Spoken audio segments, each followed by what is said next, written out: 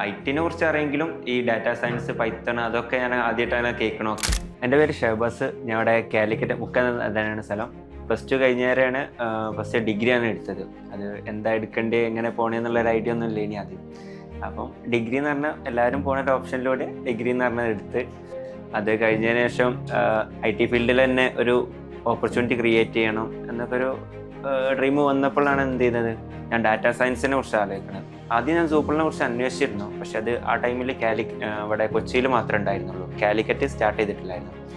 പിന്നെ ഞാൻ എന്ത് ചെയ്തിട്ടുണ്ട്, വേറൊരു ഇൻസ്റ്റിറ്റ്യൂട്ടിൽ ഇവിടെ ജോയിൻ ചെയ്ത് ഒരു 2 month 3 month കഴിഞ്ഞതിന് ശേഷം എനിക്ക് ആ ഇൻസ്റ്റിറ്റ്യൂട്ട് ഓക്കെ അല്ലാന്ന് തോന്നി.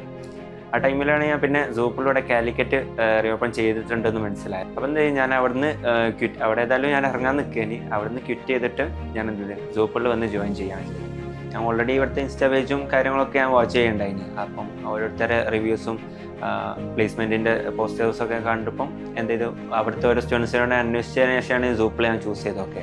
ഇവിടെ നിന്നാലും ഞങ്ങൾ പ്രോപ്പർ മെൻറ്റർഷിപ്പാണ് ഞങ്ങൾക്ക് കിട്ടിയിട്ടുള്ളത്. കാരണം ഞങ്ങൾ ഐ.ടി ഫീൽഡിൽ നിന്ന് അല്ലാതെ വന്നിട്ടുള്ള ഒരാളാണ്. അപ്പം ഐ.ടിനെ കുറിച്ച് അറിയെങ്കിലും ഈ ഡാറ്റാ സയൻസ്, പൈത്തൺ അതൊക്കെ ഞാൻ ആദ്യമായിട്ടാണ് കേൾക്കണമൊക്കെ. ഇവിടുന്നാണ് ഞാൻ പിന്നെ ബേസിക് മുതൽ എല്ലാം റെഡിയാക്കിയതും. എൻ്റെ പ്രൊജക്റ്റ്, അതുപോലെ തന്നെ ഇൻ്റർവ്യൂ സെക്ഷൻസ് ഉണ്ട്, അതൊക്കെ ഞാൻ സൂപ്പറിൽ നേരെയാണ് ക്ലിയർ ചെയ്തത്. പഠനത്തിൻ്റെ കാര്യത്തിലാണ് നമ്മൾ പുതിയൊരു കരിയർ ഓപ്പർച്യൂണിറ്റി പഠിക്കുക എന്നുള്ള കൺസെപ്റ്റോടാണുള്ളത് വരുന്നത്. അത് നമ്മൾ സാറ്റിസ്ഫൈഡ് ആണ് ഈ ഒരു ഇതിൽ തന്നെ പഠിക്കണതും, അതുപോലെ തന്നെ ഇവിടുന്ന് പ്ലേസ്മെൻ്റ് ആകുന്നതും, നമുക്ക് സപ്പോർട്ട് തരുന്നതും ഒക്കെ ആയിട്ടുള്ള എല്ലാ ഡീറ്റെയിൽസും നമുക്ക് കംഫർട്ടാണ് ഇവിടെ. നമുക്ക് ഡിഫറെൻറ്റ് ബാച്ചസ് ആയിട്ടാണ് ക്ലാസ് ഉണ്ടായത്. 2 hours 3 hours ക്ലാസ് ഉണ്ടാവും.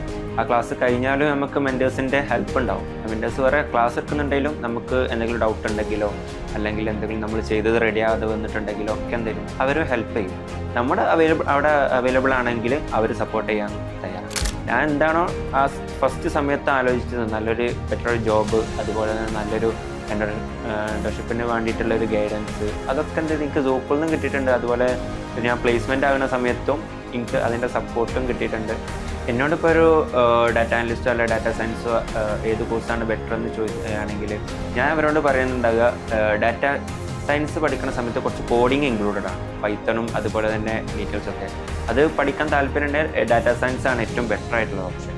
ഇല്ലാന്നുണ്ടെങ്കിൽ ഡാറ്റ അനലിസ്റ്റ് ആണ് കുറച്ച് അതിൻ്റെ അണ്ടറിലായിട്ട് പഠിക്കാനായിട്ടുള്ളത്. പവർ ബി ഐ, എക്സൽ, അതുപോലെ തന്നെ SQL. കോഡിങ് കുറച്ചുകൂടി ഇൻട്രസ്റ്റ് ഉണ്ട്, ഡാറ്റാ സയൻസ് എടുക്കാം. ഇല്ലാന്നുണ്ടെങ്കിൽ ഡാറ്റ അനലിസ്റ്റ് എടുക്കാം എന്നുള്ള ഓപ്പർച്യൂണിറ്റി ഞാൻ പറയുള്ളൂ. എനിക്ക് കുറച്ചുകൂടി കോഡിങ്ങിനോട് താല്പര്യം ഉണ്ടായിട്ടാണ് ഞാൻ ഡാറ്റാ സയൻസ് എടുത്തത്.